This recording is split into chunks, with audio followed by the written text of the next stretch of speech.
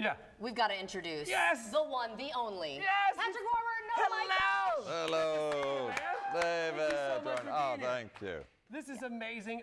Listen, you're one of my favorite actors, one of my favorite voice actors as well.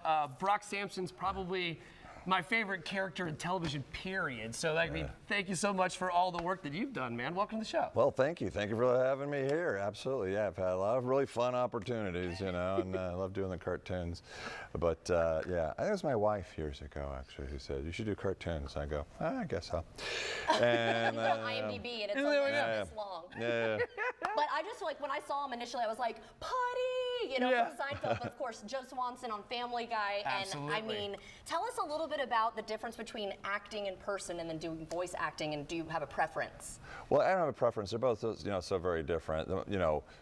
Voice acting's great because you go in and you're done in 15 minutes. It's really quick. In your pajamas. Yeah. And acting. Look, I got into acting not to be comedic. You know what I'm saying? Just to be, an actor. So I just sort of fell more into mostly comedies, comedic stuff, and then I kind of fell into. I had an opportunity to do voiceover, and this was during the last season of Seinfeld, and that's when I did. I got the opportunity to do Buzz Lightyear for the TV series. That's when I did Kronk, and that's when I got 4 pages of a new pilot or show called Family Guy, and they go, "You want to do this?" And I looked at it and I go, "I'm not sure I can. I'll do it." Okay. I'll do it. So I'm so glad I did. It's been awesome working on that show forever and getting to work with the great Seth MacFarlane. Yeah. So yeah, it's all been fun. That is amazing. And you're going to be at the Comedy Zone. That's right. Tonight. Comedy Zone tonight. That's right. Yeah. So tell us a little bit about your stand-up act. Well, it's great. I've been doing it for a year. I started touring after just 3 months, and I've been touring since. I'm having a blast doing it. I'm shooting my first special in about 3 weeks, and it's been incredible. I've never known this kind of autonomy. I've always been told what to do, what to say, when to say it, where to say it. And I write all my own material, and I do it when I want, how I want, and where I want. So it's been an awful lot of fun. And I try to keep it, it is stand-up. I like anecdotal. That's why, my favorites have always been guys like Chappelle, Patton Oswalt. And it's not a night with, and which it really shouldn't be. Stand-up's got to be stand-up. So most of my stuff, I think, is really relatable, being married for, 34 years, 4 kids, 7 dogs, and a mean wife, as I like to say. So people can relate to that. But speaking of your kids, a video just went viral, this right? is amazing. Yes. What's happening in this video? We're going to show it. Okay, so this is really fun. Yeah, so like, my son Talon, little stuff going on TikTok, not that big at the time. And so at Easter, the boys were there, and then so he does me, and then Gabriel comes in and does my voice, and then Shane, who's the pilot, he's not even the biz, comes in and kind of steals the show, and then so Talon just posted it, and it went viral, and it's got like over 7 million. That's incredible. I mean, the 3 boys actually were just on Australian news, doing an interview. So That's cool. it's turned into something. Well, we have it. We want to play it Oh, real okay, quick. yeah. Check it out. All right, yeah. All right, Miles, we're going to do the sequel to our little Kronk. Our little Kronk. That we do. What do you think? This is a brand new ceiling outside. It's pretty, oh yeah, it's pretty interesting. What do you think about that? Yeah, I think Miles really likes the ceiling.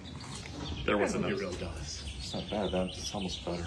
Excuse me? Look at the way he's looking up. He really likes it. You guys are all so stupid.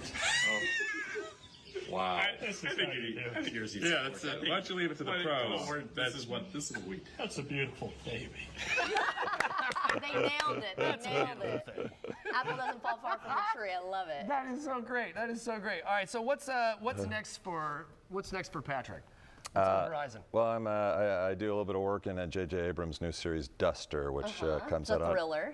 on Max. Nice. HBO Max tomorrow. Oh. Yes. And I have a new film called The Duel, which is on Amazon Prime, which is a really cool. That was really cool. That was, my agents approached me with it. They go, you have an offer to do an independent film. But we think these 2, young guys that are making it are like the future of Hollywood. It's cool. So I go, well, I read it. It's cool. I'll do it. So we did it. So this is like one of those $1 million budget films, which is very low. That's super Lionsgate picked it up. They usually do $300 million Marvel pictures. Right. And then Amazon Prime ended up putting The Duel on Tier 1. And Lionsgate goes, look, we can't get our $50 million budget movies on Tier 1, but they want you guys. So that film turned out really nice. Yeah. But other than that, I really have just sort of been focusing on doing the shows and stand-up, which I love. I waited so long to do this, but I am a stand-up snob, you know, so I always believe that in order to be a great stand-up, you have to eat, drink, sleep, and breathe it. You know, you never want to be a mediocre stand-up comic, but I just kind of dove into it and have been, you know, pushing really hard and having fun and writing, making omits, adding new things, and having fun and ready to shoot my special in 3 weeks. And it's just been like a really cool, sort of rewarding, you know, year of my career. So yeah. That's great. That's rad. And I'm loving the Tom Selleck stash, by the way. Oh yeah, look at that. Certain facial expressions he does, I'm like, is that Tom Selleck? Good looking. All right. No, but let me ask you this. Producer Fred wants to know. Yeah. Right. What is it going to take to get Rules of Engagement back on the air? Oh, 7 seasons. I think, He wants it. No, we had, disappointing answer. we had our time. Look, it was a fun show, you know, but you know, the network never really supported that show because the network didn't own the show. So we were mid-season every don't know how it year. works. Yeah, we're mid-season every year, which means we were never on the fall lineup. And then every year they would have a new show that would blank the bed, as they say, and then they would drop us in. So we were like an insurance policy. But after 7 years of mid-season, there was 100 episodes, enough to syndicate, and then the show killed in syndication. So everybody's like, well, you know, so there's only 100 episodes of that show when, you know, usually shows, I think, that, you know, had as good a dynamic and chemistry as we did usually have at least like 200 episodes, but we have 100. And so that's it, with that show. Everyone loves the dynamic with you and Dave.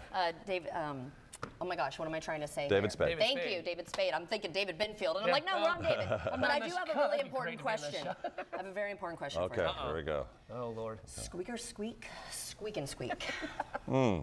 Squeakity squeak, squeakers. He know, knows Jordan. what I'm talking about because he's a junior chipmunk. You have to That is be amazing. well versed in all the woodland creatures, not just the squirrels, Jordan. Yes. Thank you so much. Look, My he pleasure. thinks I might have just came up with you that so look. much, No, I man. literally had it on the script. Oh, you spelled it out. Yeah. It's all, Patrick, thank all you so much. Get gibberish. your tickets Thank at you, Jordan. comedyzone.com. One night only. And safe travels. I know you've got something with St. Jude's too. We didn't really get enough time to talk about it. I'm sorry, but where can we learn more about it? well, you go to Warburton.com. So we started an event for St. Jude Children's Research Hospital 15 years ago. By year 3, we were the #1 event in the nation. And last year we made just shy of $6.5 million, which is actually more than the Memphis FedEx St. Jude, which is national. So, Well, you're doing yes, great I can. work. Great And job. you're keeping us laughing along the way. Thank you so Yes. much for coming on First Thank you Coast so Living. much. Yes, it was so nice to meet you. Pleasure to meet you Yes. too, Jordan and David.